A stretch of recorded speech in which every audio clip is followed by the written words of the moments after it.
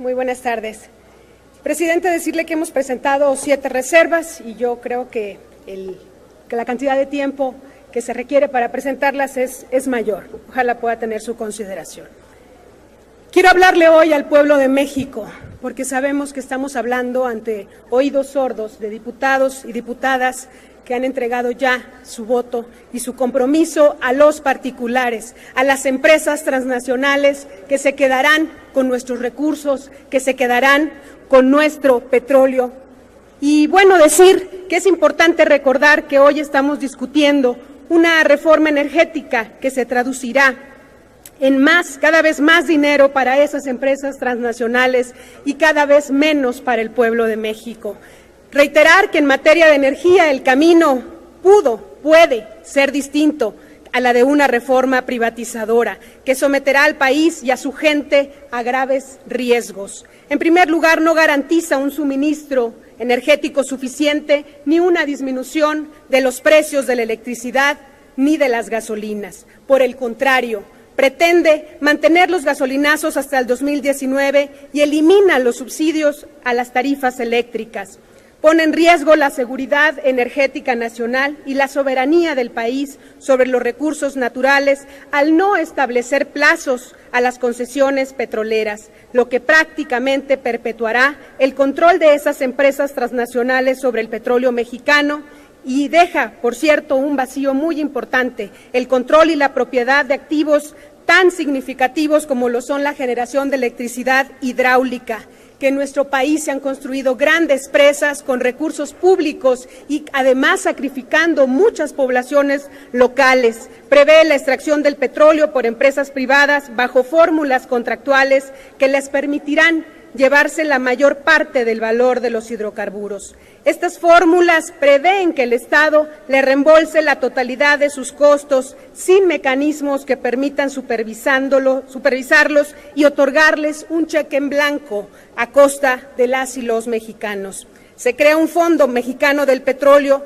cuya principal función es ser la caja de pagos para las empresas transnacionales y no como un instrumento de desarrollo para el país.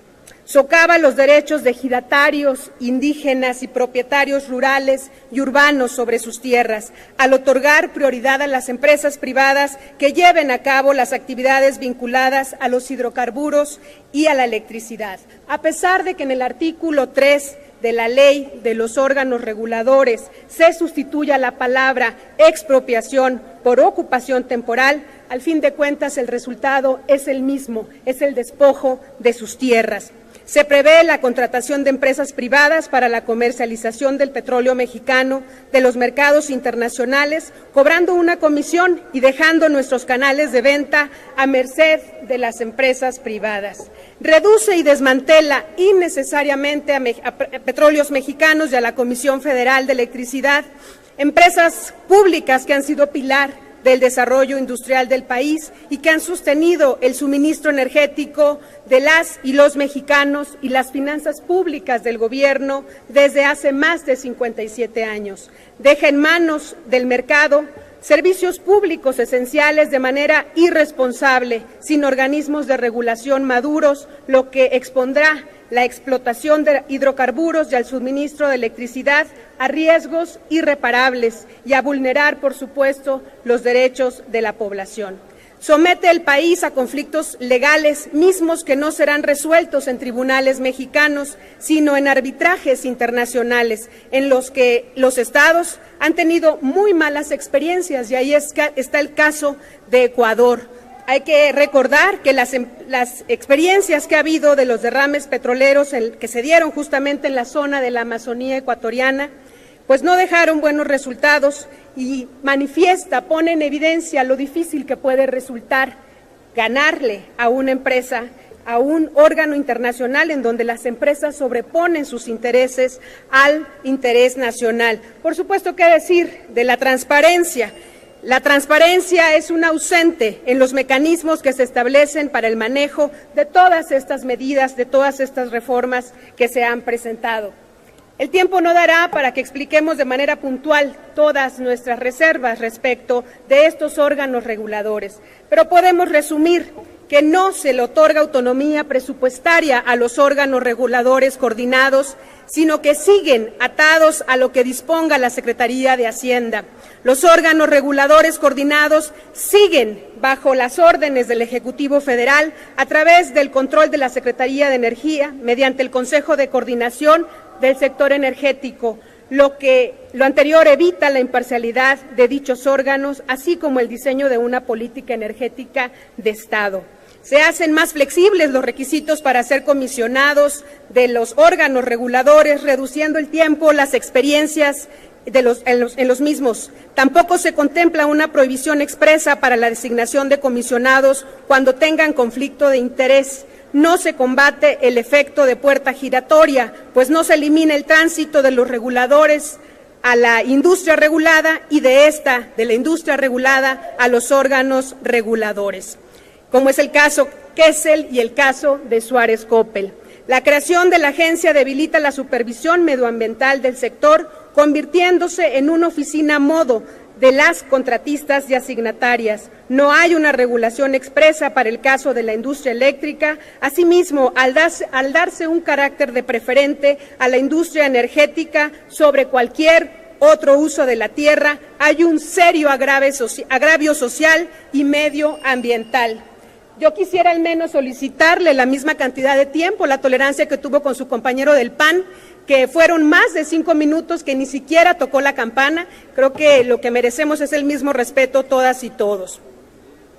Quisiera terminar diciendo una poesía que hace más de 76 años se creó y hoy es más vigente que nunca.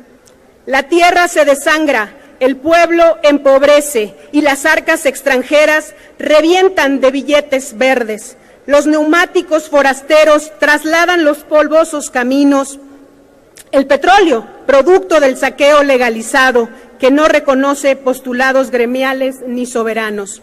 Como décadas antes, el grito campesino hinchó los pulmones para exigir lo suyo. Ahora el clamor aceleró el ciclo y en Tata Cárdenas encontró camino. Cárdenas dijo a sus adentros: no puedo dormir con el dolor de mi pueblo, ni cerrar oídos al honor obrero. No voy a terminar, presidente, permítame. Por ello, actuar sin demora yo debo, aunque pague un alto precio. Con mirada serena pero punzante, Cárdenas en secreto planea y evita el espionaje y da a luz el decreto tajante. Aquella noche del 18 de marzo, con puño apretado golpeando la mesa, el mensaje fue breve y sin titubeos. Lo que está en las entrañas de la tierra es nuestro y solo nosotros decidiremos sobre esa riqueza. Tata Cárdenas, ese día ganaste la gloria, el amor y respeto de un pueblo dolido y el sentimiento sincero que cambió el destino. Así será en estos próximos meses, en estos próximos años. México, los mexicanos recuperaremos lo que es nuestro. Hoy podrán celebrar su mayoría, pero les digo que este próximo 2015 ganaremos de la mano del pueblo la consulta popular y con ello rescataremos al sector energético. Enrique Peña Nieto se comprometió desde su campaña a no privatizar Comisión Federal de Electricidad y Petróleos Mexicanos. Hoy lo hace, transfiriendo a las empresas transnacionales lo que es nuestro, los activos más valiosos de México, sus reservas petroleras y el mercado eléctrico. No se desesperen, tenemos tiempo.